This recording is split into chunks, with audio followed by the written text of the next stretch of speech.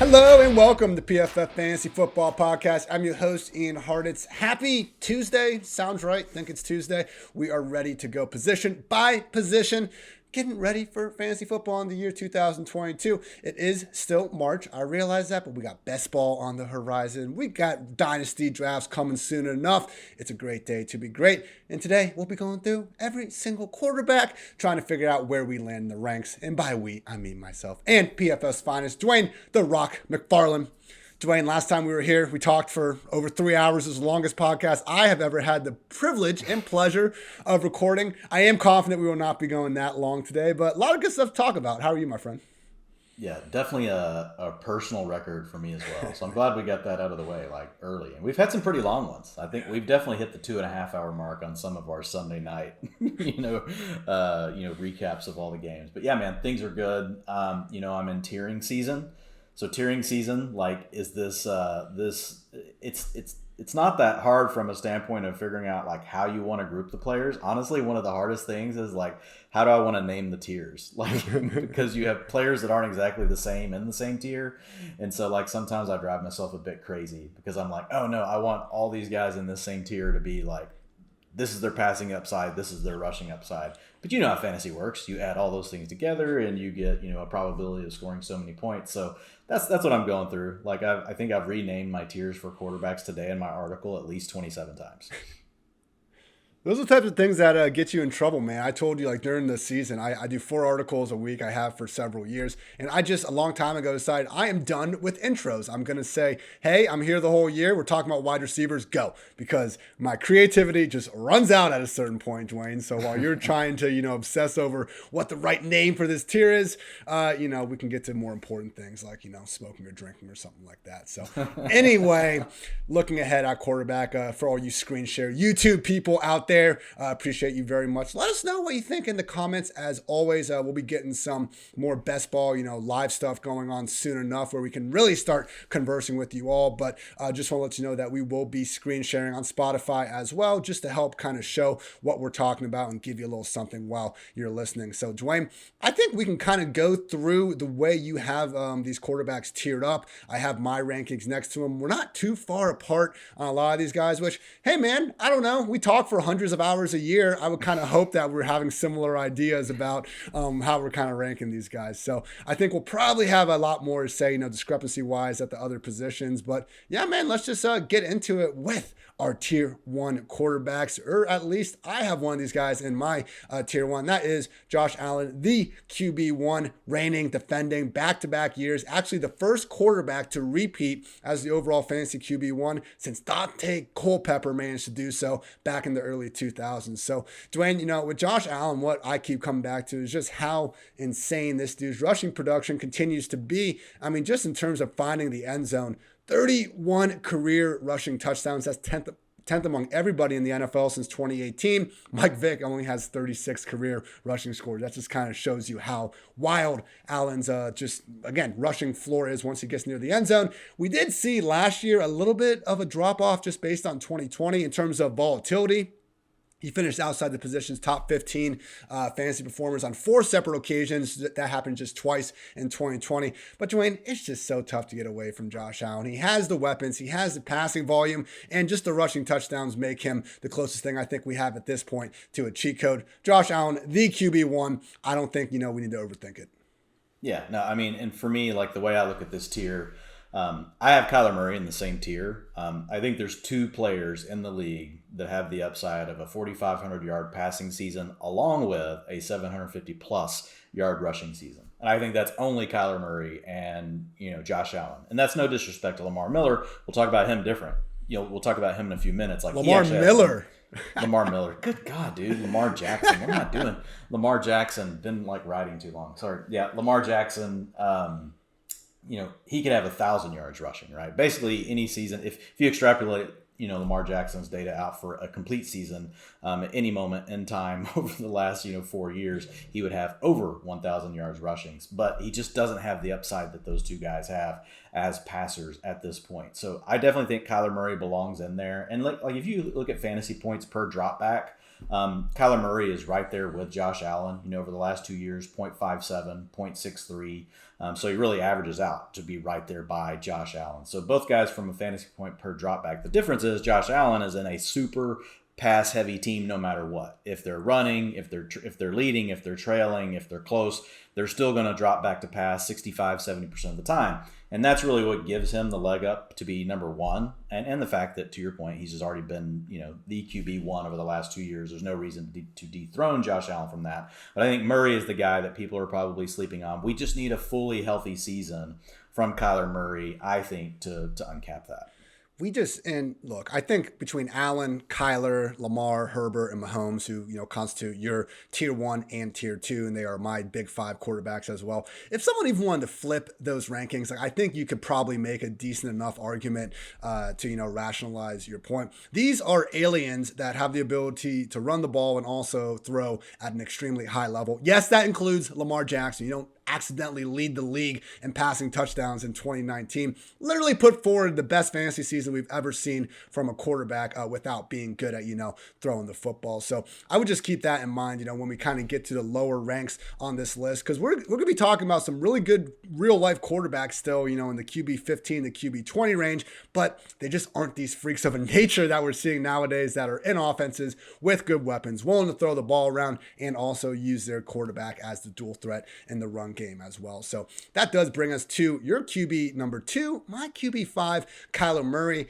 At his best, Dwain, which was weeks 1 through 10 in 2020 before he got the shoulder bruise, he was on pace to basically flirt with breaking Lamar Jackson's single best season that we've seen from a quarterback in terms of fantasy points per game. He got the shoulder issue, wasn't quite the same run the ball after that. And then in last year, weeks 1 through 8, overall QB 5, doing all sorts of good things, comes back from the ankle injury. He was healthy enough to run the ball at that point, but finished as just a QB 6 in those final 6-7 games of the year. So what makes you give Kyler the edge over Lamar, over Herbert, over Mahomes? We have talked about throughout the offseason, one of the studies I did, that these quarterbacks do tend, regardless of era really, at least in the last 20, 25 years, high volume rushing quarterbacks do historically run the ball less as they, progress more in the NFL. Makes sense, but we, backed it up with numbers, which is always good to do in fantasy football and life. What has you given Kyler the edge over Lamar, over Herbert, and over Mahomes? Yeah, I think it's just the fact that I think his passing ceiling is higher, and I think their rushing, is similar. Like, I would give Lamar Jackson the slight edge as far as upside for rushing yards, but I think when I combine the two together, I don't think Lamar Jackson has 5,000 yards passing and 750 yards rushing in his range of outcomes. I think that's there for Kyler Murray. I've got him at, if I'm ballparking and I haven't done my exact projections yet, like I put him in the bucket of saying, hey, 4,500 plus 750. I don't think that Lamar has that type of upside. Last year, even in a heavier passing attack with the Ravens, Lamar Jackson was on pace for a 4,000-yard season over 17 games. So we just haven't seen him, get to that same level that we've seen Kyler Murray get to as far as throwing. And so I just think that Kyler Murray has slightly more outs as far as either having a huge season, either in rushing or in passing, or really combining both of those things together. And again, it's like you said, I like all these guys. I do have Josh Allen and Kyler Murray in my tier 1 by themselves, but very little separates them from the next tier down with Herbert, with Lamar Jackson, and the others. So it's just, I guess there's only one other one in there. We have our top 5, but that's really where my thought process is just more upside in the passing game for Kyler Murray than there is for Lamar Jackson. I'm not trying to tell you how to make your tiers, Dwain, but yeah, it seems like a 1A, 1B, is certainly viable there between those big 5. Kyler as a passer, really just has been a joy to watch. Like, there's a reason why nobody's, okay, the Lamar RB jokes, those are slanderous regardless, but there's a reason why no one's going that far with Kyler Murray. Last year really did put forward the single best, I would say, discrepancy between between having a high big-time throw rate and a very low turnover-worthy play rate. So I will say I enjoy the big-time throw rate statistic that PFF provides. And yeah, it is a little bit subjective, everyone. But when you go back and look at the freaking throws, they're the type of tight window elite throws that, you and your buddies watching the games will see are popping off the screen. I will say, though, Dwain, I think I've been a little bit of a victim of this, maybe putting a little too much weight behind the big-time throws, because our own resident projection expert, Kevin Cole, made a good point I've been thinking about a lot, where he just said that big-time throws, they tend to be maybe a little bit more of a stylistic, measure, as opposed to something that we should be using to predict future high-end performance at the position. So Kyler, he can make every throw on the field. It's incredible to watch. I do wonder, though, in an offense where now we have Hopkins and Ertz, two guys that, their age is going to be already for Ertz. I believe Hopkins is getting there, starting with the 3 before too long. Man, I just worry if we've already seen the best out of the Cliff Kingsbury offense, and now suddenly Kyler, his top 3 offensive weapons are all, starting to push a little bit of elderly status at their relative positions. Do you think the Cardinals are really, is this Kyler Cliff partnership still on the rise, man, or have we maybe already seen the best of them? I mean, it's possible that we've seen the best. I mean, 24.9 fantasy points per game in 2020 is really good. That's a pretty good best.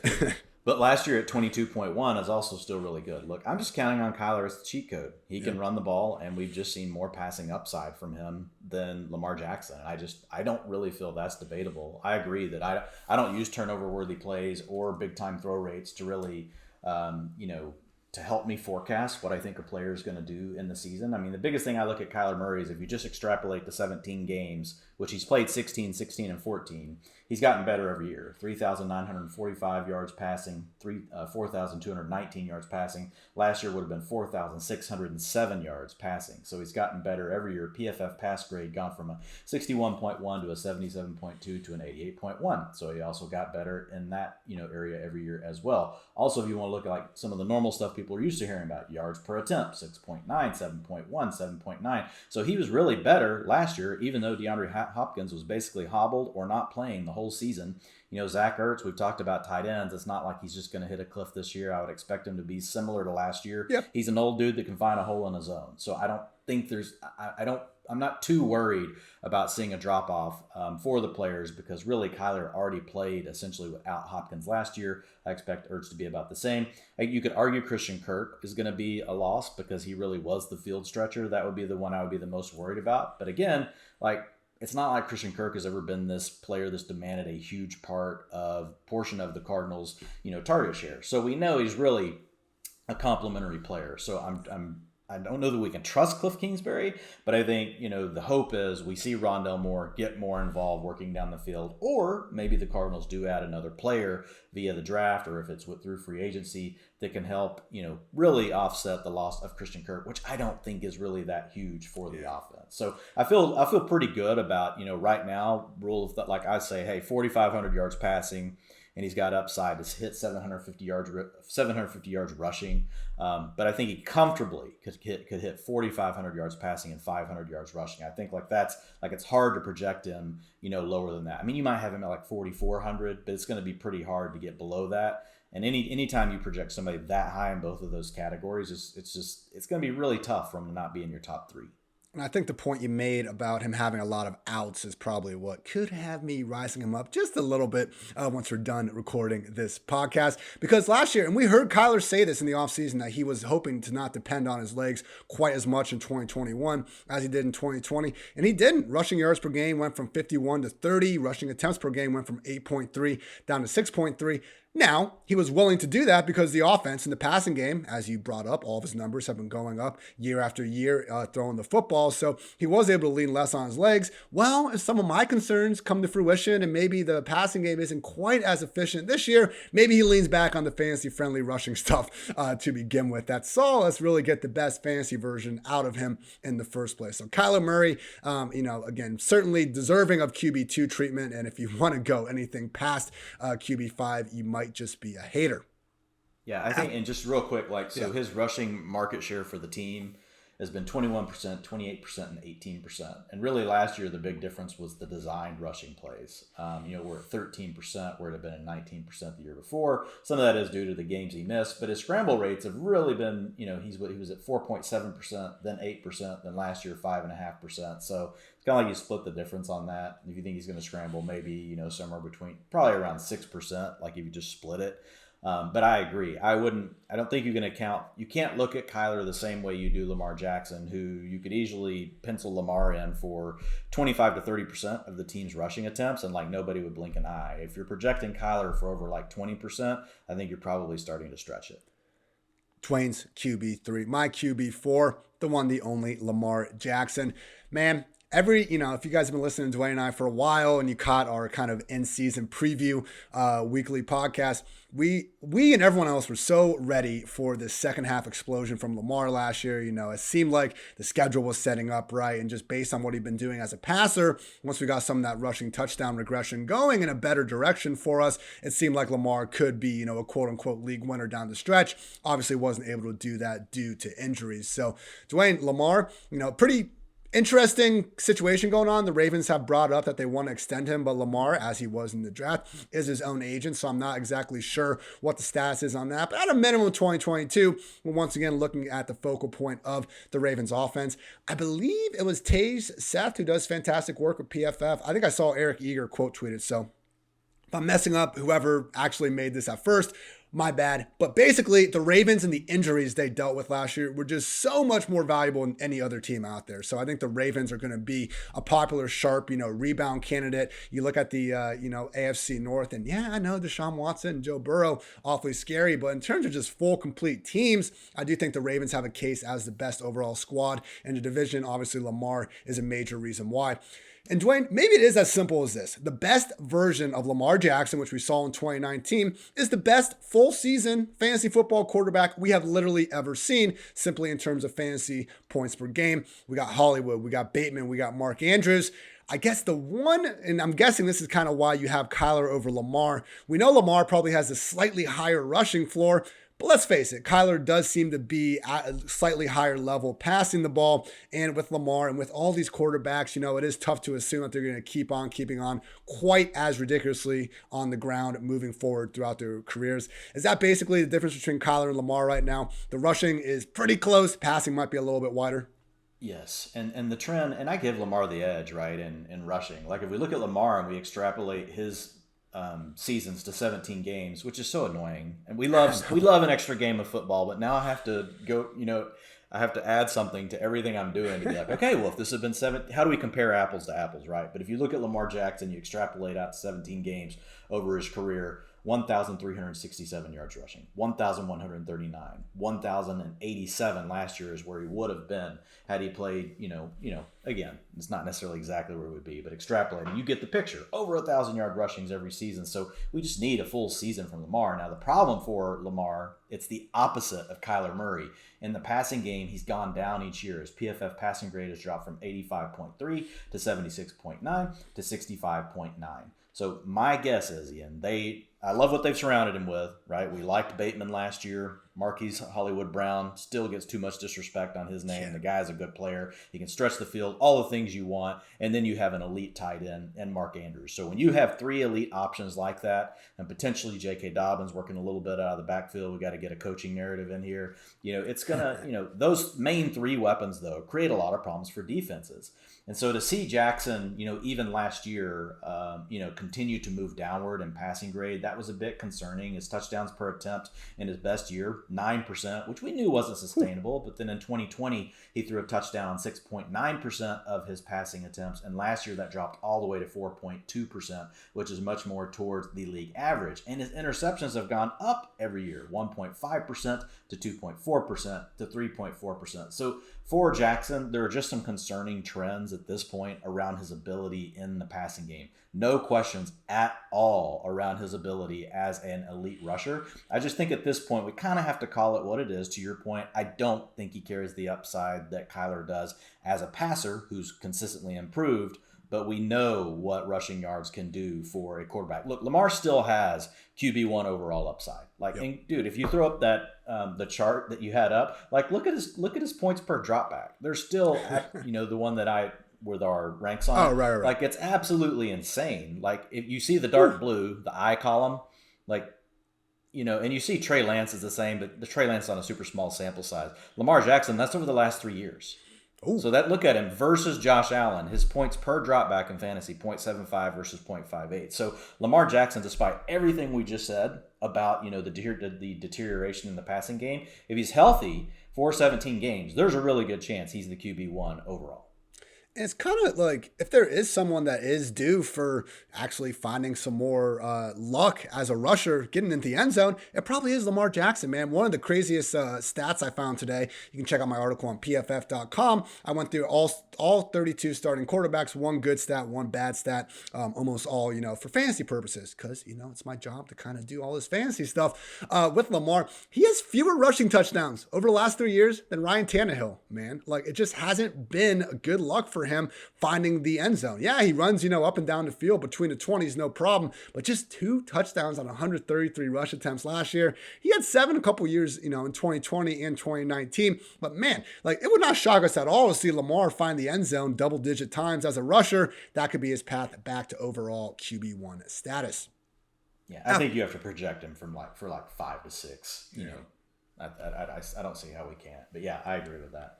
After that, closing out your tier 2, actually my QB2 and QB3, because I think I just trust the passing upside a little bit more than the extra boost we're getting on the ground. Justin Herbert and Patrick Mahomes. These are actually the top 2 quarterbacks in NFL history in fantasy points per game. Mahomes being 1, Herbert being 2. Dwayne, I would take Patrick Mahomes over Justin Herbert, in real life moving forward. I do think he's better, but there are more question marks with Mahomes versus Herbert, at least entering 2022. Obviously not having Tyreek there makes a huge difference. Now, I did go back and look at Mahomes's, short 4-game sample without Tyreek Hill back in 2019. I believe it was weeks like 2 through 5, right after Sammy Watkins had, his token week 1 explosion. He was still damn good during that stretch. Mahomes, QB1, QB3, QB11, and QB12. I think the difference and what can make or break, Herbert versus Mahomes is the deep ball. We know both these guys can throw the ball, over them mountains, make Uncle Rico proud and all that. But with Mahomes, man, looking back to 2018, since he's been a full-time starter, easily number 1 in passing yards, 4,595 on passes thrown at least 20 yards downfield, and tied with Russ with touchdowns at 48. So as we've talked about, some of the stable quarterback metrics, downfield passing isn't exactly the most stable. I'm not convinced that Mahomes is going to maintain this, just sorcery downfield without the league's single best field stretcher out there. Now, Chiefs can talk about wanting to trade for, a top wide receiver. Reminds me of that meme where, the guy, shoots the dude and then he's like, how did this happen? Like, yeah, you guys traded away a top wide receiver. Now you need another one. Like, crazy how that freaking works. With Herbert, though, you would like to think that he's maybe still ascending, but we can't necessarily take it for granted, man. Last season, in terms of total percentage of passes thrown at least 20 yards downfield, there was Herbert, and then behind him, only guys that were basically less risk adverse: Jared Goff, Matt Ryan, Jacoby Brissett, Jimmy Garoppolo, Tua, and Daniel Jones. Not a great group. You don't need to throw downfield to be a great fantasy quarterback. We saw Drew Brees do this, for really the entirety of his career. But man, if we're talking about a top 5, quarterback, I would like someone that's able to just completely dominate in all 3 areas of the field. It seems like Herbert, at least for the year 2022, has fewer question marks than Patrick Mahomes. Yeah, and I just like the weapons overall better. So look, if you look at this tier, you've got Allen and Murray and Jackson, who all have the rushing ability, and then Allen and Murray obviously have the passing ability. On top of that, Jackson is the elite rushing ability, but Herbert and Mahomes, look, the way I look at them is they both have the upside, right, to hit the huge passing numbers that we're probably wanting from a Tom Brady and Joe Burrow, but they also run the ball enough, right? They're above average on the ground. Each guy is going to be a threat to run for 300 yards. Well, that's 30 fantasy points. If each of them gets 2 to 3, rushing touchdowns, that's another 12 to 18 points. You're talking about 50 points. there could be a 50 points difference in just that one thing versus what you're going to get with Brady and Burrow. So if Brady or Burrow had that same capability on the ground, like they would be in the same tier with Justin Herbert and Patrick Mahomes. The other criteria I have, you kind of see it to the right, but the other thing you'll notice with Josh Allen, Justin Herbert, and Patrick Mahomes, they're all pass-heavy teams. They're on teams that they don't care what the game script says. They're still going to continue to throw the football. I do think that with the Chargers, there's a slight chance that we see it go down a little bit because they've improved their defense through free agency, adding J.C. Jackson, and then, we could see potential, what are they going to do in the draft? We don't know. They added Khalil Mack as an additional edge rusher to go along with Bosa. But at the same time, it wasn't like the Chargers were playing from behind all the time last year. So, it's not like a situation where, all of a sudden we think they're going to get so much better that now they're playing ahead way more. Like it could be a marginal change, even though they've made all these upgrades. So I'm not too worried about it, but I think those are the common traits among my, top quarterbacks. They have something at least they can add on the ground, right? If they're not an elite rusher, they play in a very pass happy offense, and they happen to have proven it over the last 2 years, like Herbert and obviously, Mahomes for longer. Again, big five: Josh Allen, Kyler Murray, Lamar Jackson, Justin Herbert, Patrick Mahomes. I think you'd be hard-pressed to bump any of those guys out of it or bump anyone else into it. Those should be the industry's consensus top five. Dwayne, I don't think it's quite as consensus afterwards, but F it, man. At least in terms of our rankings, it seems to be. So let's roll with it. Yeah, I'm looking at them on the screen. I'm like, wow, we were like one off on Aaron Rodgers and Stafford. Dwayne and I were not holding hands as we were making our respective ranks. Again, I just think a lot of the similarities are probably because, I talk to Dwayne more than probably anyone else in my life these days. So it is what it is. But just looking through it, at least for me, Dwayne, apparently for you the same, I don't see too much, to pick apart here. We have Tom Brady as QB6. The reigning QB3, I think he finished because Justin Herbert had the bonkers Week 18, but reigning top 3 quarterback. There's nothing, and there really hasn't been anything about Brady over the past, decade plus that we've been wondering when could the end be coming. Nothing about the film last year, nothing about his arm strength, is seemingly indicative that a drop-off is near. The only argument I think you can make against Brady is like, he's going to be 45 by week 1. How much longer is Father Time, going to be on this vacation here? But again, not something I'm willing to just hang my hat on. I think we've been burned by that enough over the years. Right behind Tom Brady is Joe Burrow. I would love to potentially put Burrow ahead of Brady. I don't think we'd be shocked if that would happen, Dwayne, but we just can't assume that he's going to have enough volume to really get there because last year, they opened it up down the stretch run of the season, and we saw that in the playoffs up until the Super Bowl.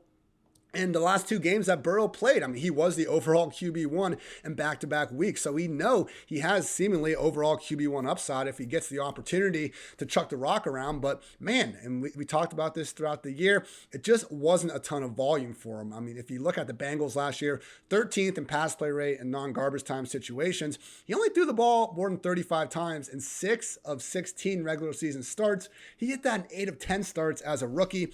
I would guess that coming back from the knee, having an extra year, look, he was just the most accurate and efficient quarterback in football. Shout out you and the QB Animal for sending out that nice tweet. Everyone, if you do want to subscribe to PFF, get a subscription, you can check out our always awesome PFF QB Animal. That shows that to all levels of the field, Joe Burrow, truly the NFL's most accurate quarterback. But man, Dwayne, I'm just not totally convinced that Burrow's could be throwing the rock around quite as much as Brady. The rushing floors for both are pretty non-existent. You could talk yourself into Burrow a little bit more. Ultimately, it just seems like Brady deserves the slight edge because we really know that he's going to be, leading the league's most pass-heavy offense, and we don't know that for sure with the Bengals. Yeah, I think you hit most of the pertinent points there. So for me, in the simplest terms, when I look at Brady, I know he's going to be in a pass-heavy offense. Yep. Because, again, we've seen what the Bucs have done now 2 years with Tom Brady, no matter what the game script is. Just like we talked about with a couple of the other guys. If Tom Brady had any kind of rushing floor, he would be in the next tier above with Mahomes and Herbert and those guys. But because he is still a statue, you don't get any plus. You might get a couple of hurry-up touchdowns, right, on the ground from Brady, in the rushing department. But other than that, you're not getting anything. With Burrow, I do think you do get slightly more. If you say, hey, Brady, ballpark it, going to get 50 yards rushing. Burrow, you could get 150. You could get something like that.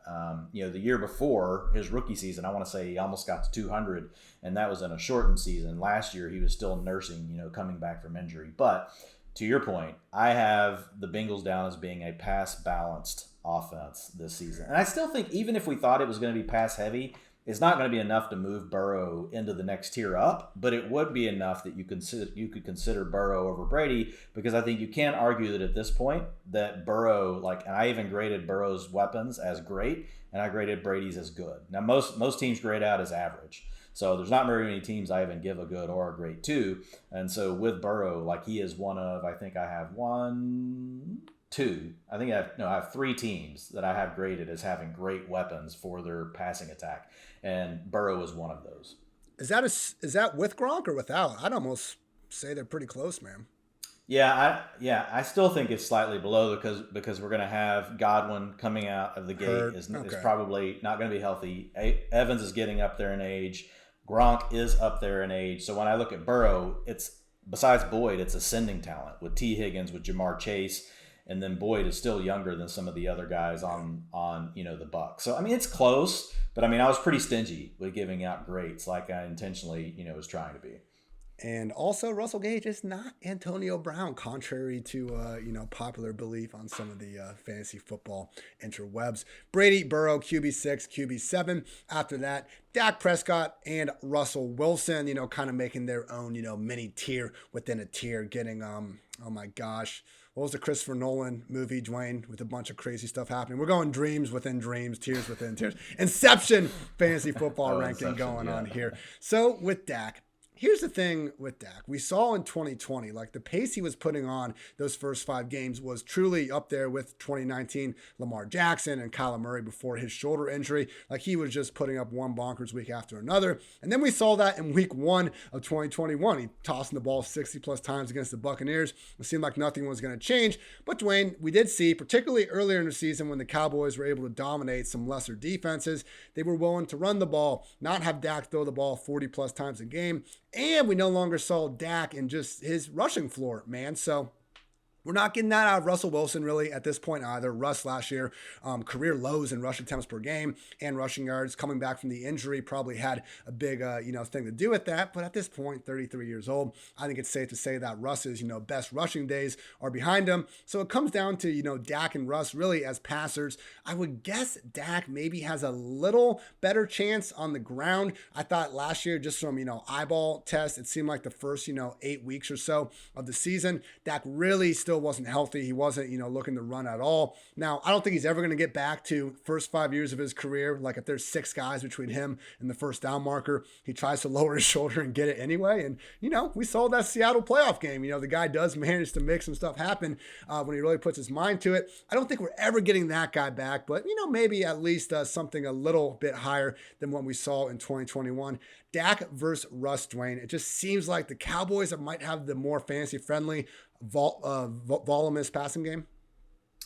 Yeah, and I think it could be close between these two. I agree with you on Dak. The thing I like with Dak is if you look at the last 3 years, now you gotta kind of take 2020 with a grain of salt because I'm extrapolating to 17 games, but still 5,200 yards in 2019 in a 17-game season. In 2020, 6,300. Fine, just call it 5,200 if you want. Don't slap me via YouTube, people. And then Dak again last year was on track for 4,700. He did miss the one game. So I mean, basically, we've seen him be right there at a 5,000-yard passer, and I don't.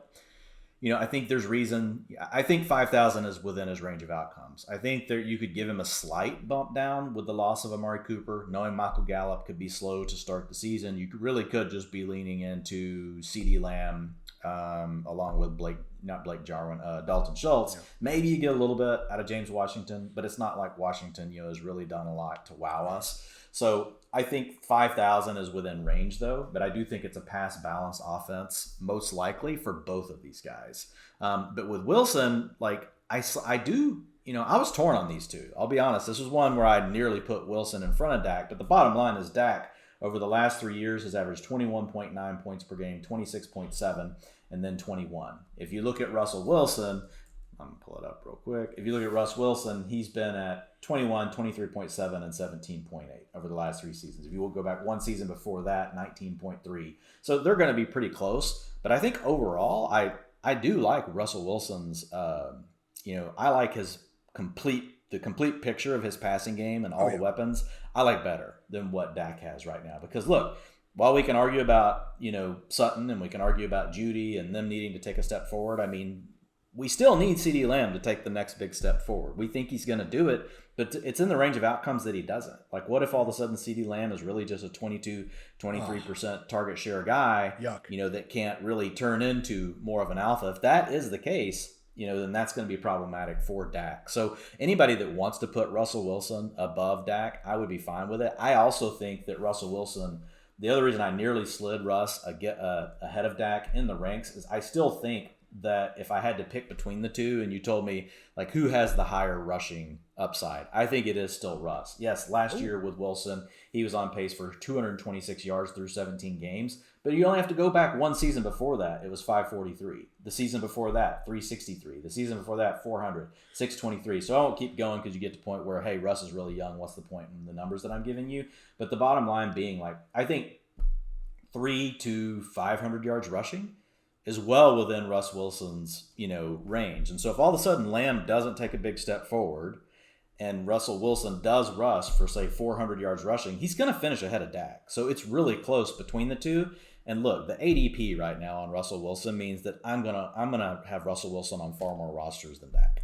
And as I've already brought up several times on this podcast, I'm sure I'll bring it up several more. Absolutely love stacking the Broncos right now because all that uncertainty is making them awfully affordable. We know Russ is going to put up some big numbers. We can argue about QB8 versus QB9 versus QB10. He's affordable as a low-end QB1. Sutton and Judy, depending on the draft you're in, are going as wide receiver 3s to even wide receiver 4s. Tim Patrick is way too cheap for the 70th year in a row. Albert O is looking like a low-end tight end 1 if you're really bullish on him. He's, again, awfully affordable. The whole offense is, as opposed to the Cowboys where we have Schultz creeping into the top half of the tight end. CeeDee's going to probably be gone by round 2, round 3 at the absolute latest. Even Michael Gallup could feasibly be going ahead of some of these other Broncos receivers in certain drafts.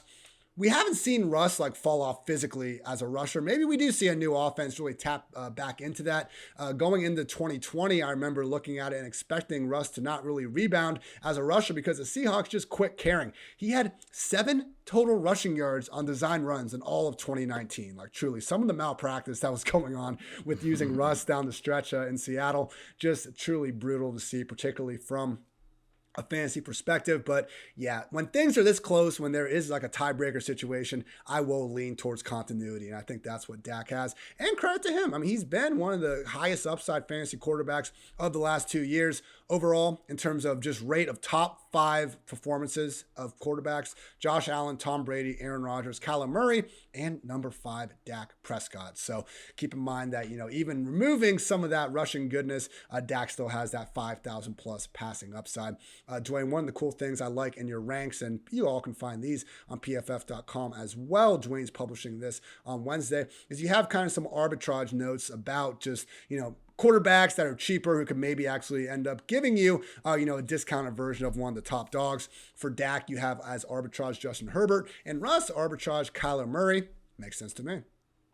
Yeah, and it's very high level, right? It's like, I when I look at, Herbert, it's 5,000 yards passing, 300 yards rushing. Dak could do that. Like, he could hit 5,000 and 250, and you get a player much, I don't know, it's not much later, but you get a player that's, a few rounds later than where you're getting Herbert right now. And then for Wilson, it's really Kyler Murray. I mean, if you can hit that 4,500 yards, passing and get close to 500 yards rushing, it's not the same upside that you probably have with Kyler.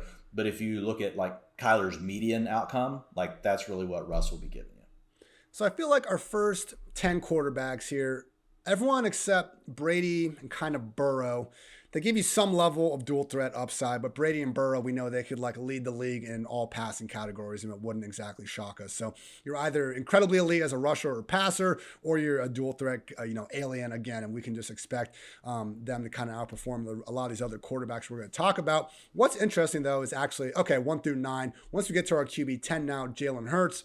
This is the first one that I think is really interesting in terms of what the ceiling is, Dwayne, because, yeah, we've seen it with Hurts. The guy is a ridiculous QB1 machine. It took until like week 13 or 14 this last season for him to actually post a full start without a top 12 finish. And if you look at him over the past 2 years, he is actually number 1 in the entire NFL in total top 12 finishes per start, 74% over the past 2 years. Aaron Rodgers at 72%, only other quarterback above 70%. With that said, Dwain, one of the reasons why, at least myself is not high on Jalen Hurts at all in Dynasty land, we saw what happened in this offense, and that was Jalen Hurts could not throw the ball at a high enough level for the first 7 weeks of last year. And because of that, the Eagles, trying to win football games, which, that's kind of their job. They should be doing that. Reverse course, went to the league's most run-heavy offense and really just made Hurts more of a gadgety type quarterback, regardless of if you think he can, take a step forward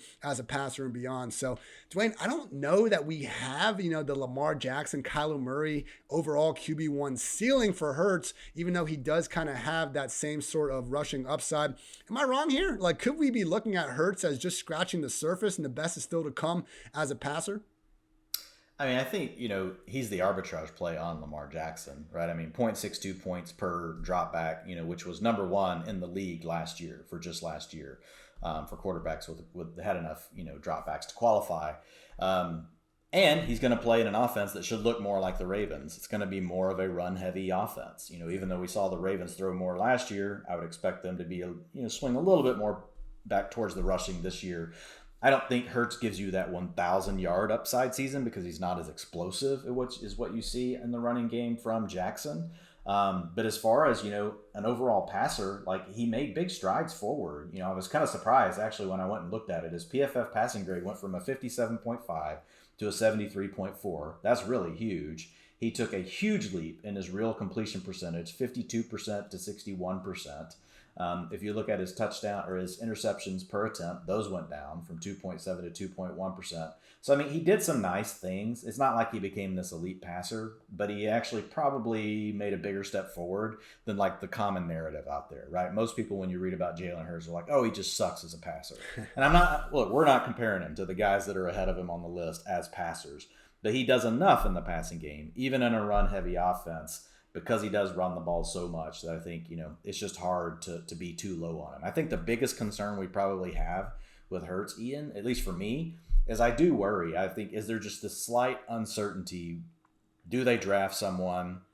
Are they willing to maybe bench him at some point in the season? Last year I didn't really think that was a big risk coming into 2021. But the further along you get with Jalen Hurts, if things aren't going the right for the Eagles, could we see something where, they just decide to move away from him, even if it's for a couple of games, and then decide to go back to him? So I think that's the concern that I have with Hurts. I think he carries a little bit more risk than most of the other guys in the tier as far as could he potentially end up on the bench at some point. And that's the main reason why he is one of my bigger just dynasty football fades at this point. I mean, again, we talked about just the overall reverse course change in the offense.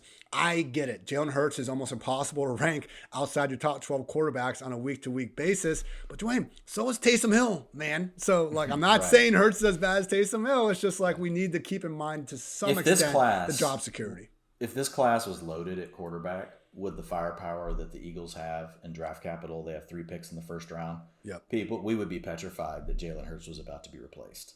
It just so happens that this is just a really weak quarterback class. And so some of the guys that potentially could be in play, for the Eagles could get pushed up the board. And so they very well might take a quarterback with any one of their 3 picks. And I think that's what's working in favor for Hurts this season. Now, the big disagreement here. I have Matthew Stafford, QB 11. You have him, QB 12. We have Rodgers and Stafford flip-flopped. Now, for your weapons, kind of rating Aaron Rodgers is terrible. Matthew Stafford is good. It seems inevitable the Packers are going to add receivers at some point, but my God, Dwain, like they're certainly taking their time replacing Devontae Adams, that's for sure. You would like to think they're going to, target some of these high-round receivers in the draft, but yeah, well, I guess believe it when we see it at this point. What's funny is I've already flipped these guys in my ranks. For the version I sent to you, that was just this morning, which I've changed since then. And it's just because of what you just said. It's like, as I sat there and thought about it, I'm like, okay, if I look at, everything about last year and I look at everything about the team structures going into this year, like there's just no reason, if Aaron Rodgers still gave us that upside as far as, giving you maybe 300 yards on the ground, like that would be enough to maybe move him ahead of Stafford. But he just doesn't give you that anymore. I'm betting on Sean McVay, Cooper Kupp, Allen Robinson as a difference maker between two quarterbacks that we're expecting to still throw the hell out of the ball, and we're getting zeros in rushing from both. I would just point out with Rodgers, 7-0 without Devontae Adams under Matt LaFleur. Rodgers has been a little more volatile than expected, which, he's losing probably the best wide receiver in the entire NFL. I would expect him not to be quite as good in fantasy land without him in those 7 starts, QB 24, QB 12, QB 1, QB 3, QB 7, QB 3, and most recently QB 15. So still a very high ceiling there. I'm not so sure the 2022 version of Rodgers is necessarily going to be quite as good though. And hey man, like without Devontae, it wouldn't be the most ridiculous thing if they do focus a little more on Jones, on Dillon, and that running game. So I think Stafford has a better offense, probably the higher overall volume ceiling, and I'm willing to bet on that over Rodgers in fantasy land. Obviously still give us Aaron in real life. We have concluded our top 12 quarterbacks. Dwayne, after this, might as well put him in his own tier. You have him with 2 other guys, but Deshaun Watson, we don't know.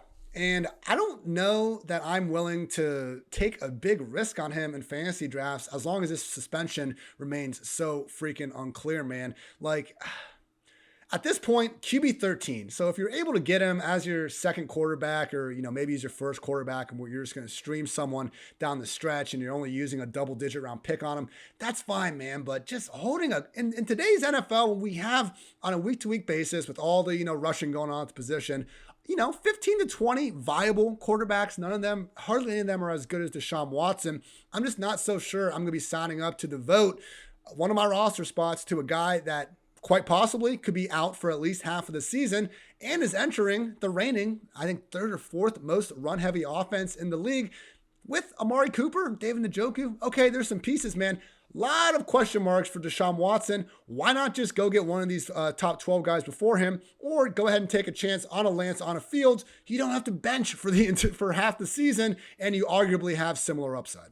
Yeah, I think Russell Wilson is the one that makes it really tricky for me. I think on a per game basis, Watson is going to be better than Wilson, but with the upside that we think Wilson could carry by coming back some in the rushing game, with the passing weapons he's going to have, and the step forward that he could take there, like once you discount 6 games or 8 games or whatever you think it is that Watson's going to be missing, it's like just so much easier at pick 93 and underdog right now, which is only 10 picks before Watson at 113. You get a full season, of a player that we think can probably score 21 to 22 points versus what do we think we're going to get from Watson? Maybe he gives us 23, 24. Like, it's just not enough of a difference, like, to go all in. Like, if the Browns had another weapon in the receiving game and they were not such a run-heavy offense. So, like, when you look at Watson, like, I already moved the Browns to balanced in offense with Watson. They're run heavy right now. I made an assumption you had Deshaun Watson. You're going to throw the ball a little bit more. Like, coaches should be smart enough to figure that out. But they may not. Like, they could stay run heavy. Exactly. Yeah. They could stay run heavy. Like, I'm assuming, as Sigmund Bloom would say, the assumption of rational coaching doesn't always work. I like to think Stefanski is probably a smart enough guy, to figure that out. So we'll see what happens with them. But if they had another legit weapon, because look, let's be honest. Look, Njoku, he could end up being solid. He could also end up being nothing. Like, he was a first round pick, but he's been in the league a while. David Njoku has never shown us that he's a great player. Now all of a sudden he's just going to be one because of Deshaun Watson. That usually isn't the way that it works. Amari Cooper, we've talked about, very nice player, but he's not an elite receiver. And then Donovan Peoples-Jones, total unknown. We don't know what else the Browns may do. But right now I see one really wide receiver 2 is the way I would think of Amari Cooper. He's a nice wide receiver, NFL wide receiver 2, and he's leading the Browns. Like, so it's tough for me to get overly excited, about Watson. I do think if you're going to go for him, on those teams that I build, if you're building multiple teams, I wouldn't be like overly concerned. Like, if I'm going to do it, I'm not going to try to draft like 5 quarterbacks, even in best ball. I'm still probably going to limit it to 3 and just kind of let it all hang out and be like, hey, if this works, it works, but I wouldn't go overboard. And I think on those teams where you draft him, and especially if he's your first quarterback that you take, you just have to be okay with it. Like, that you're either just going to sink or swim based on what the verdict is, around his off-field stuff. First or last, baby. All right, let's say he had absolutely no suspension. NFL comes out and says, yeah, well, he wasn't ruled guilty. We're not giving a suspension because that's just their decision for better or for worse. Would you move him up to... He'd be in our top 5. He'd move up into the top. At the lowest, he'd be 6. Yeah, I would say he'd definitely be ahead of Brady and Burrow. I think you could argue how. I mean, because overarching zoom out, he would now fit the criteria above. 4,500 passing yards with an upside 5 to 750 rushing yards. Like he would fit that mold. So I mean, he would be similar to. I have him on here as the arbitrage Kyler Murray. If all of a sudden he were to play all the games, you'd be getting Kyler Murray. At pick 110 or whatever. Yeah, when he's on the field. Inarguably, top 5 fantasy quarterback, top 6. Okay, fine. And I think probably the same is also true in real life. We will see what happens with the rest of that situation. Same tier, same rankings for us once again. Trey Lance, QB 14. Justin Fields, QB 15. Dwayne, I think when the offseason started, we were both on a similar, hey, Fields over Trey Lance type of situation. Now, fast forward to March 29th, the Bears have just basically declined to actually add any sort of real new weapons to the offense. And people can say like, oh, okay, what happened when Allen Robinson was there last year? You didn't do anything with that. Okay, just because Allen Robinson didn't have a good year in Matt Nagy's broken offense with a rookie year version of Justin Fields under center doesn't mean we can't give Justin Fields more than one solid, really solid. I'm not trying to insult Darnell Mooney. We can have more than one great wide receiver in an offense in the year 2022. We're still not sold on Cole Kmet. I mean, he took away Tariq Cohen, which I think is probably a net positive if it means you're not being so predictable with the way he's used. But let's face it, Tariq Cohen, when he's healthy and at his best, he's a legitimate weapon in the passing game as well. The Bears have done nothing for Justin Fields so far in this offseason. Now, his last 4 extended appearances with no injuries last year, 4 top 10 finishes. But Dwayne, we did see Lance have a little bit more of that, willingness to take off and run. And even though I don't think he's nearly as polished as a passer as Justin Fields at this point, he's got Deebo Samuel, George Kittle, and Brandon Ayuk to toss the ball to. So if you look at Lance and Fields passing wise, you're going to see, adjusted completion rate, PFF passing grade. They're outside the top 30 in almost all these things. But Trey Lance, 5th in yards per attempt, the same category that we see Jimmy Garoppolo continuously leading the league in. Why? Because Kyle Shanahan is a freaking wizard, and it's not freaking that hard sometimes to, toss the ball 6 inches in front of you to Deebo Samuel, let him, take it 70 yards for a score. So Lance, it seems like with the weapons and just that extra rushing upside, deserves a nod over Justin Fields. Yeah, I think Trey Lance is arbitrage Lamar Jackson as well if everything goes right. He's got to win the starting job, but then he's going to be surrounded by these 3 great weapons. They're one of 3 teams that I actually labeled as great as far as the weapons surrounding him with Kittle, with Deebo Samuel, and with Brandon Ayuk. So I agree. The Bears have got to do some more. Like for me, Fields is really arbitrage Jalen Hurts. Look, Jalen Hurts really has better weapons than Fields. I do think that Fields, though, with what he can do on the ground, I look at his, I'm looking at him as being a 3,000-yard passer with 750 yards rushing. So when you look at Hurts, he's 3,500, 750. You look at Trey Lance, that's 3,500, 750. That's the club I have him in as well. I just think, he has the upside to get further up there just because of the weapons around him. But both are Jalen Hurts arbitrage, but I think Trey Lance does have the upside to end up trying to push for the Lamar Jackson tier if he can win the starting job, which Jimmy Garoppolo is still on their roster right now. So we are not out of the woods as far as what's going to happen with Trey Lance. If we get to, like we talked about before, you get to August and Jimmy G's still on the roster, and we're not going to get the info we need to know who the real starter is, for the season. Just because Shanahan doesn't share that stuff with the beat writers. So it's going to be a lot of doubt. Again, like we talked about before, Trey Lance, not the time to be drafting him. Wait, let that doubt set in. Because right now, he's going pick 76. He's going 10 ahead of Jalen Hurts, who we know is the starter in Philly. He's going, Russell Wilson's at pick 93. So Trey Lance right now is probably at his absolute ceiling as far as what he's going to cost in the offseason. Because even if everything breaks his way and Jimmy G gets traded, I just don't see his ADP going up. I think people are just already assuming that. Yeah, Kyle Shanahan just not even sure which quarterbacks he's going to have, with a pulse by the time week one is around. Why would he go ahead and give us any information that he didn't need to, I guess? All right, guys, before we continue going, I want to give a quick shout out to some of our lovely sponsors. First and foremost, how about Manscaped? The only true guaranteed quality pickup this season is Manscaped, the leaders in below the waist grooming. With Manscaped Performance Package 4.0, your skill position will be sleek and smooth enough for a sub 4.340. That is fast, people. I maintain, Dwayne, my fastest day on this planet. I could run a 4.740, but 4.82 officially is all your boy was able to do. Just not fast enough, when you're also a sub 200-pound linebacker.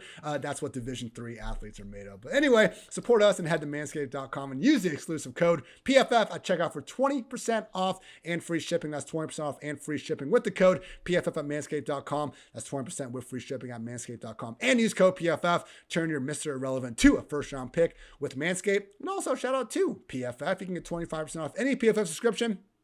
All you got to do is use code FANTASY. What can you get with our PFF sub? I'm happy you asked. All of our locked article content, the NFL draft guide, completely unlocked mock draft simulator, and we now have player trades in there. You can even force the trade. So if you're a Cowboy fan, you're tired of Ezekiel Elliott, go ahead and trade him, for the number 1 overall pick. Go ahead and trade him for Saquon Barkley. Whoever the hell you want, you can force it and make it happen. Or do a cool, Madden GM mode and actually try to do realistic trades. Dwayne, I know you were spending hours on the mock draft simulator yesterday as well. I got a 2 from Pete Carroll. Like I at least tried to target a team I thought that like maybe there's a small chance they would accept it, and I just thought, oh, Pete Carroll, got to run the ball.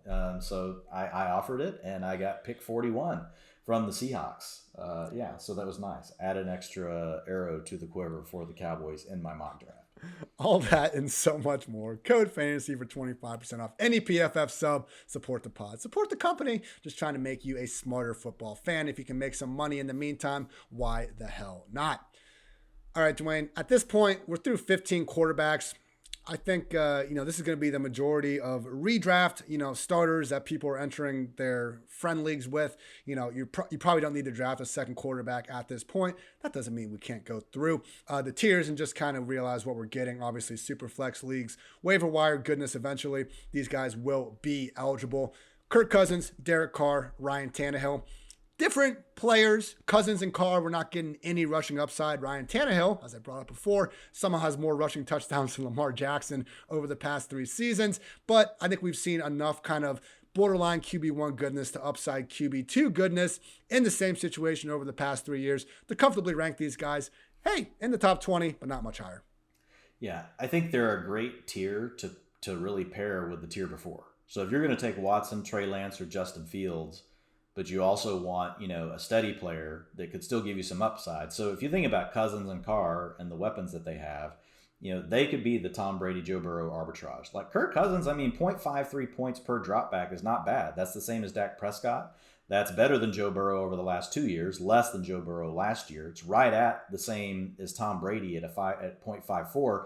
So you do have a new offensive coordinator. They could run more 11 personnel. You're going to get Irv Smith back. I think there's an argument, right? Kirk Cousins could really have the best fantasy football season that we've seen from Kirk Cousins in the last 5 years. And he's had some decent years. Derek Carr, kind of the same thing. He's not really done what Kirk Cousins has done consistently from a points per dropback standpoint, but you are adding Devontae Adams.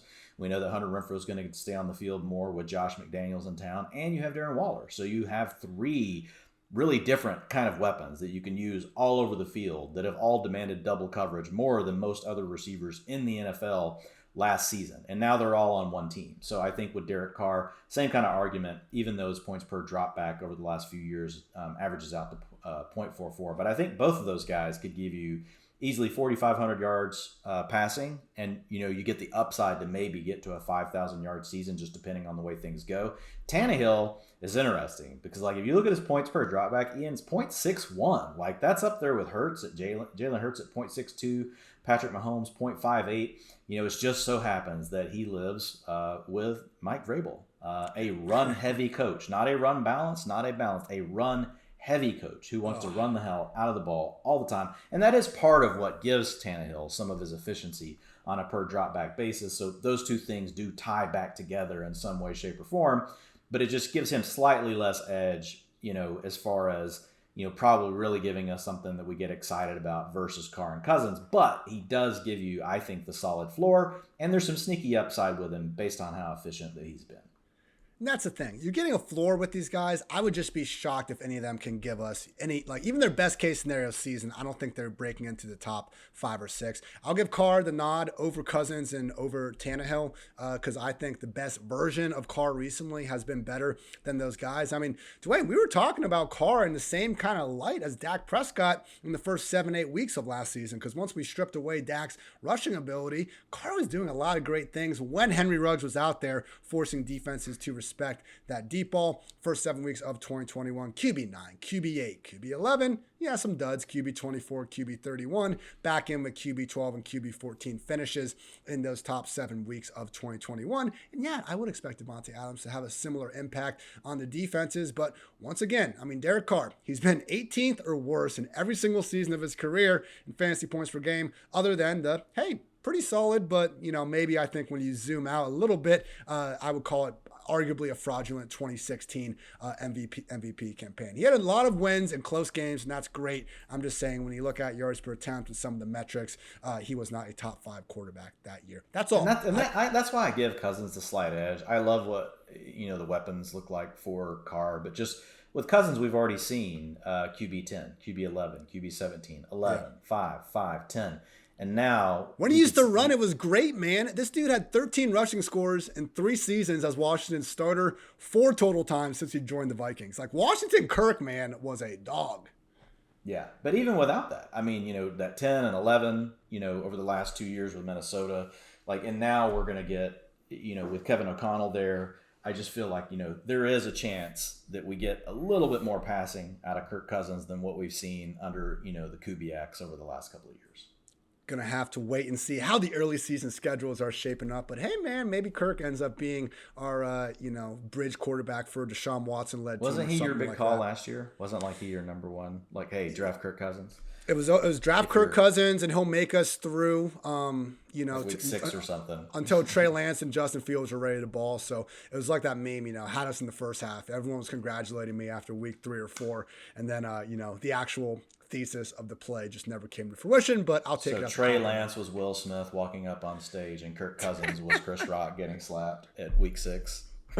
Oh my gosh, I guess so. And that's your Oscar analysis. Did you watch a second of that, Dwayne? Because I didn't. We had it on when that was happening. My wife and I both were like, "Whoa! What is going on?" Because we weren't even really paying attention, and I just I actually had my iPad up and I was looking at fantasy stuff. Just kind of getting ready for this week. And then but I happened to be looking up when that happened. And I at first thought, was it staged? But then when I saw, how pissed he looked when he was yelling at him, I was like, oh no, this is real. He's really pissed. Once we got the Japanese and Australian broadcast that didn't mute anything out, it was pretty easy to tell that it was not a work. Hey, that's smart thinking though. With Will Smith though, slapping. People are like, oh, why didn't he punch him?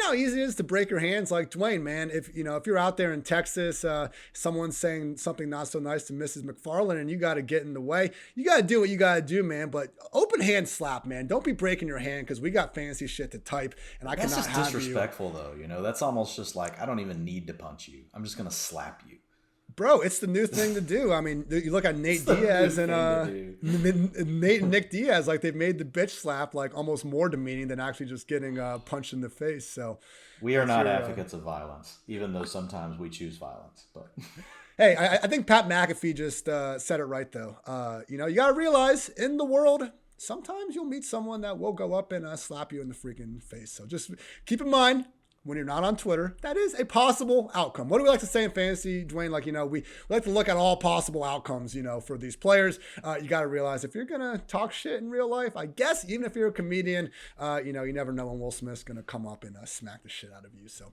something to keep in mind with that. But that has been your PFF Fantasy analysis of the Oscars. Dwayne, we have reached our biggest discrepancy in the entire rankings, and that is, what the hell is your deal against Daniel Jones, man? You have him QB 25, not even in the same tier as Trevor Lawrence, Tua, Mac Jones, Malik Willis, and Zach Wilson. I see what you're doing. We got our second-year quarterbacks plus Tua, obviously the great leap we're expecting from him, infusing Tyreek Hill in that offense. But I think this is the point in the draft where We talked about Cousins, Carr, and Tannehill. Like, they're giving us the nice floor. We could see any of them actually finishing as a top 12 quarterback. I'm not saying the rest of these guys don't have that opportunity, but I think this is the point in the draft where, like, you got to kind of pick one or two of these late round guys to get behind and be your dart throw. Because, again, as I tried to demonstrate in my article, all 32, one good thing, one bad thing.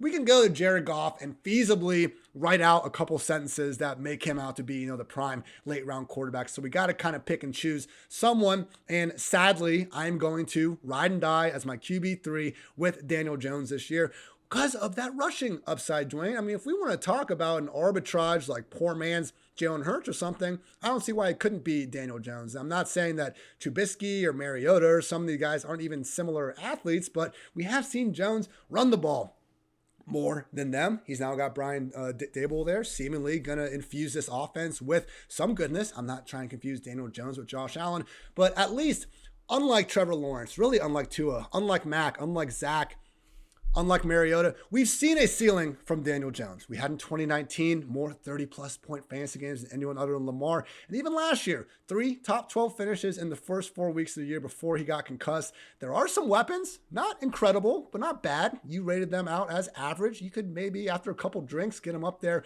into good. Why go with some of these second-year quarterbacks, Dwayne, who we have seen be terrible? And I think the only reason why we can possibly talk good about them ahead of next year is it's going to be tough for them to be that bad again versus someone like Jones, who is getting the coaching bump and has at least, I believe, shown a little bit higher ceiling so far. Yeah, I've just seen Daniel Jones be terrible for 3 years. So I'm just taking the quarterbacks that I've seen be terrible for less.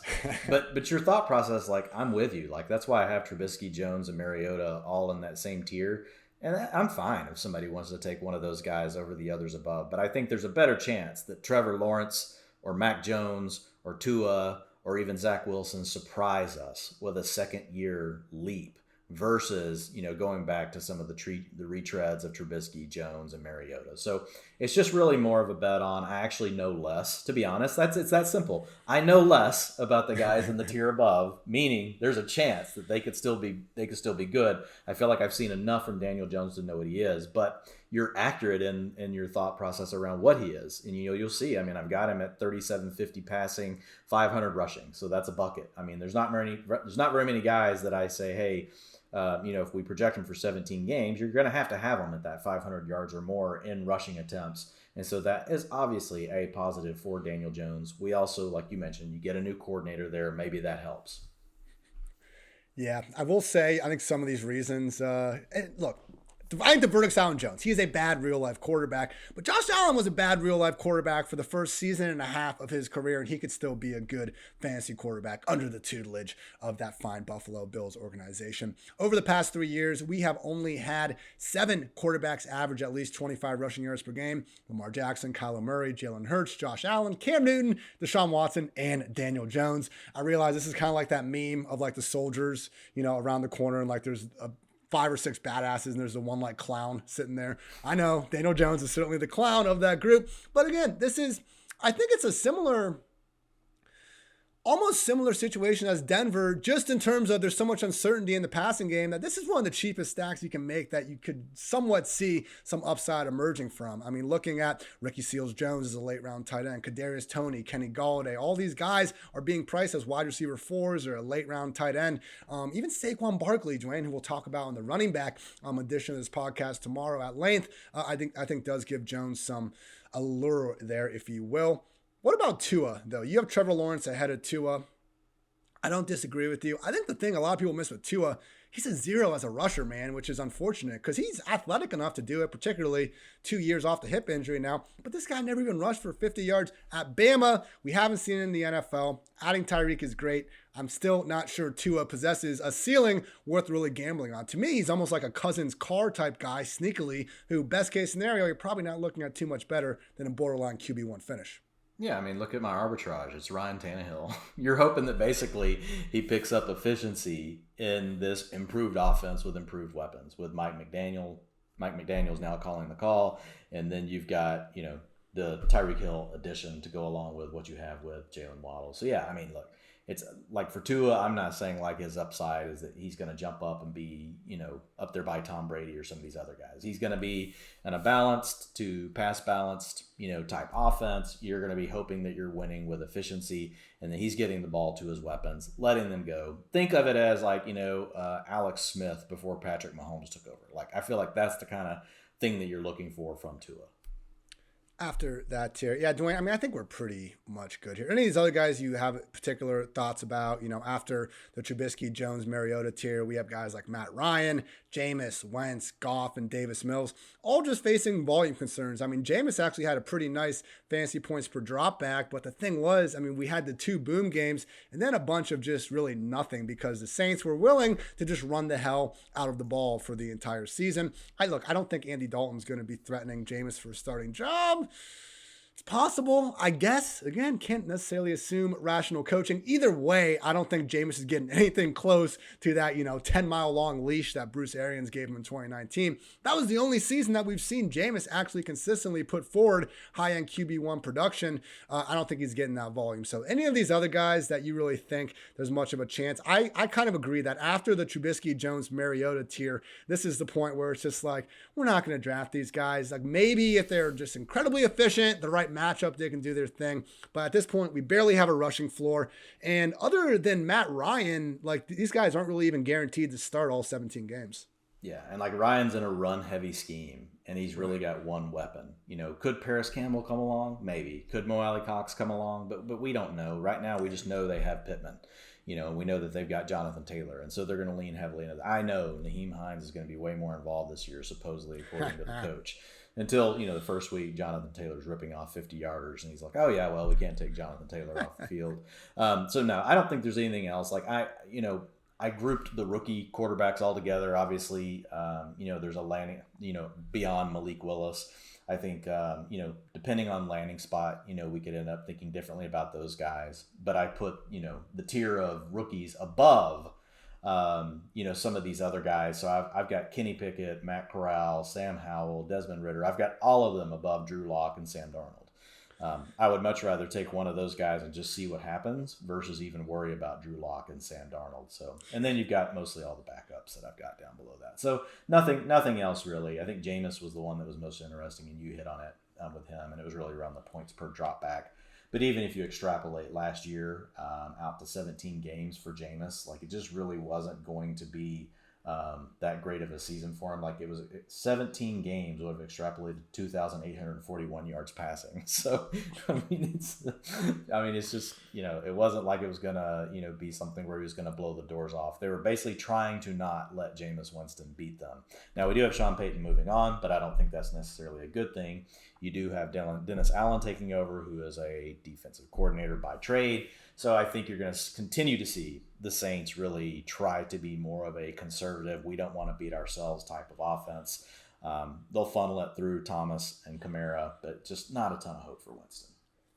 I have not yet done my rookie ranks, but we'll get those going here at some point in April before the draft. You do have Malik Willis as your QB 22 overall, but still, behind Mac Jones, not someone that people should necessarily be looking to, load up on necessarily, at least in your traditional one QB.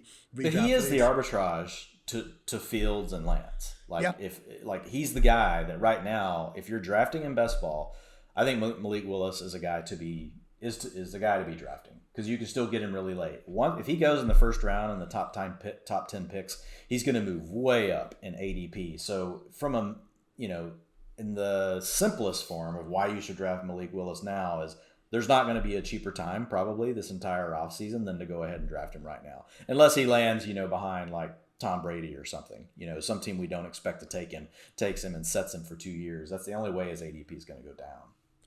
So, how far up did you move him after you saw him throw a football really far against? I didn't move him at all because I don't ever pay attention to pro days for quarterbacks ever. Like, if there's any, I actually, if I see it, I immediately turn it off.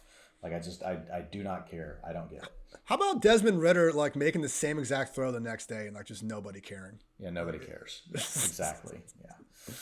Hey, but man, Malik, he really celebrated it well, man. People are going to fall in love with him, right? Look, I looked at Malik Willis, if you pull up my Twitter feed real quick, if people just want to see, he's a polarizing player. I put a tweet out there on him today And really just looking at like a couple things that are really positive for fantasy football. One is his scramble rate. Like he was number one in scramble rate, of all the guys, of 17 prospects over the last 2 years. So if you look at the 2021, 2022 class, big time throw rate, 8.9%. Again, to your point, that can be more stylistic. It doesn't necessarily go back to, oh my gosh, this is predictive. But at the same time, like you can see what an NFL team sees in it. Like a guy that can move the ball on the ground, can give you plus EPA, probably scrambling, and then a player that can also come up with these big throws. Like that's intriguing. Like, and it is along the lines of what teams saw, with Trey Lance. But then, like if you go to his turnover worthy plays, he's the worst.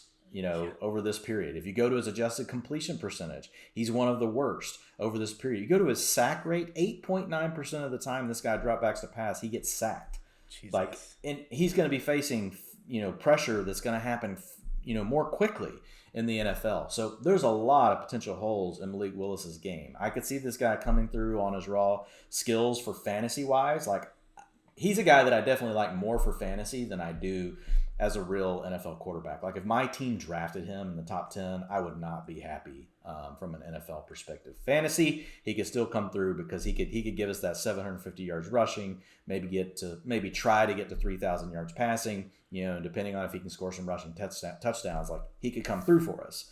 But as far as like looking at him, from a pro standpoint, like I think he's got a long way to go to get ready. Looking at Daniel Jeremiah's latest mock, does he not even have Willis? He doesn't have him in there, but then he talked about it. I think he came back. But he said on a podcast that he should be in like the top 10. I'm like, well, then put him in your mock.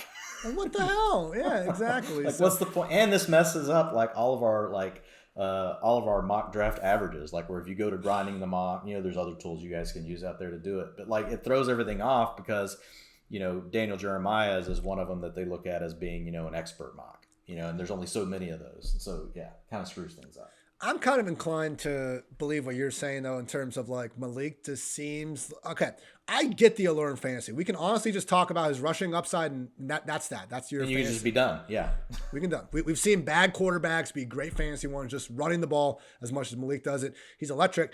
It does seem like, though, again, based on the big-time throw rate and the scrambling, like this dude was made for the YouTube highlight generation of fantasy analysts. Like, look, Dwain, I like watching film, and I like to think that I can do it at a higher level than the average Joe and stuff like that.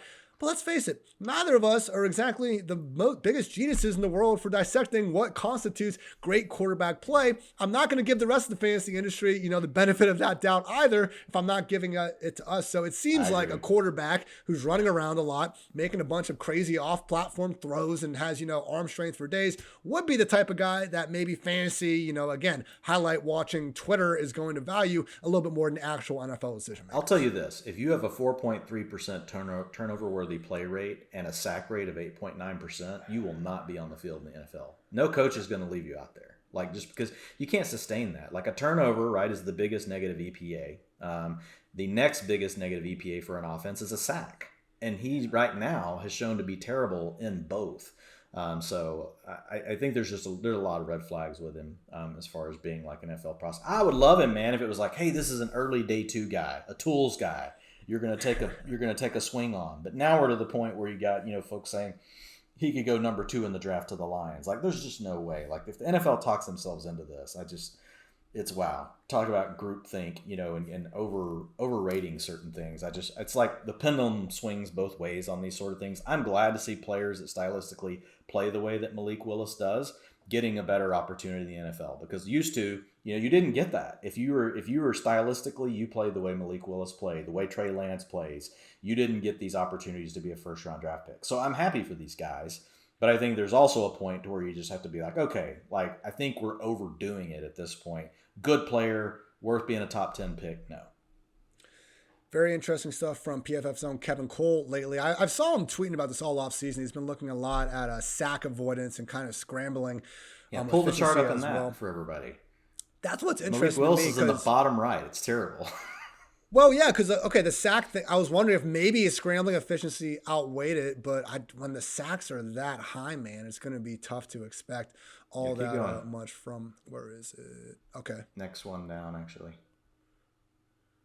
See at the bottom, it's Howell Not and Willis. Good, man.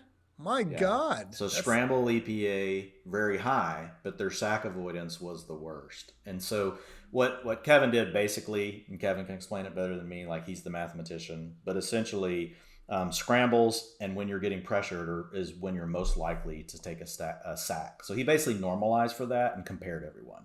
And so Howell and Malik showed up to be, the worst from a perspective of avoiding the sacks, which shows up in his 8.9% sack rate. Yeah. But he normalized it for how often he was pressured. Dude, what was Willis's average time to throw? Because, God, we couldn't talk about high. It's high. It's on that other chart that you had up on Twitter. And look, so there's a correlation between taking a long time to throw and big time throw rate. Typically, most of the best quarterbacks in the league that have that big time throw rate also hang on to the ball longer. The difference is these guys figure out how to continue to hold on to the ball without seeing their sack rate per pressure increase. And so that's the step Willis would have to take. He would have to become better at, okay, I'm going to sit back here, I'm going to hold the ball, I'm waiting for the big play, but I'm also still going to be able to manipulate the pocket, and I'm going to be able to avoid the sack. Patrick Mahomes does that. Josh Allen does that. Aaron Rodgers does that. So it's doable, but it's something that he's going to have to for sure get better at. Okay, this is kind of what I was looking for from Kevin. This is straight from Kevin's tweet. Malik Willis and Sam Howell are in a very weird spot when it comes to his QB sack prevention number. Fields was by far the worst from those drafted from 2015 and 2021. Howell and Willis are somehow in a lower tier than even Fields was. So it seems like Dwayne, I'm not saying Wilson's a bad prospect. You can see the upside. The guy has every single tool you could want. But where would we be valuing him if he was just in last year's class? The stats that you pulled up, man, what was he, 14th of 17th? 14th among 17 guys in PFF passing grade? It's not great. Yep. No, I just, there's no way he wouldn't be taken ahead of any of the guys that went in the first round last year. Last year, he probably would have been a second round pick, which I think you would feel a lot better about, because then that early second round, you're betting on some flashes, some elite tools that you see. You got to round out the rest of their game, and if it's at quarterback, I think that's fine. You're trying to take a swing there, but to take him, as a first round pick, I just think it's tough. It's a tough year for people that need quarterback, because you need to take your shots on quarterbacks, but it's not a good class overall. Maybe one or two of these guys will end up being really good. But overall, just looking at it versus the past classes, man, it's just, and it's not just us, it's to your point, the film community, the analytics community, nobody is screaming that any of these guys are elite prospects. Will be interesting to see where he goes. Hey, take him in the first and second round. I'm not saying that. If you look at Sam Darnold and Carson Wentz, the busts over the years, they're still going out there and fetching, multiple draft picks in return for their services. So we'll see how that plays out. Plenty of time to still talk about these prospects, and I will make sure to get Kevin some other great minds on the pod closer to pure draft season. Dwayne, we will be back on Wednesday. I keep forgetting what day of the week it is. I think Wednesday sounds right, to talk all things running backs. We've included quarterbacks. Then we'll do wide receiver and tight end. And next week, we'll really start getting into the best ball side of things. But yeah, man, it's been good to really just kind of go through the league as it stands right now. Mostly done with free agency. We'll do the same after the draft. And then we are truly in the thick of the, fantasy football preseason, if you will. What else you got going on to PFF.com? It's just your tiers, right? I'm doing tiers this week. So the quarterback tiers come out tomorrow, the day after. So if you're listening to the pod this week, you'll basically get a preview of what's coming out the next day each week. So it'll be running backs will come out on Thursday. Then you will get wide receivers on Friday, and then tight ends will come out on Monday. Make sure you check that out at Dwain McFarland on Twitter. I got my first edition of the 2022 ranks out on PFF.com on Monday. One good, one bad stat for all 32 starting QBs. And I don't even know what's coming up next. I'm going to figure it out, though, Dwayne, because I do think that writing helps rationalize those old thoughts of ours. So all you young content creators out there just want to go on TikTok and do all your Gen Z bullshit, just realize that, actually kind of writing out your thoughts, even though it might be longer and not quite quite as sexy, can lead to some good, I think, decision making. And I don't know, Dwayne, I'm not professing myself to be a genius here, but I do think writing is a lost art, if you will. You don't need to be exceptional at it or anything. Just, hey, I think it helps everything else. Don't forget about the straw that stirs the drink of fantasy football content creation. But as I'm rambling about nothing, I think it's time to get the hell out of here. For Dwayne, I'm Ian. Thanks as always for tuning in, everybody. And until next time, take care.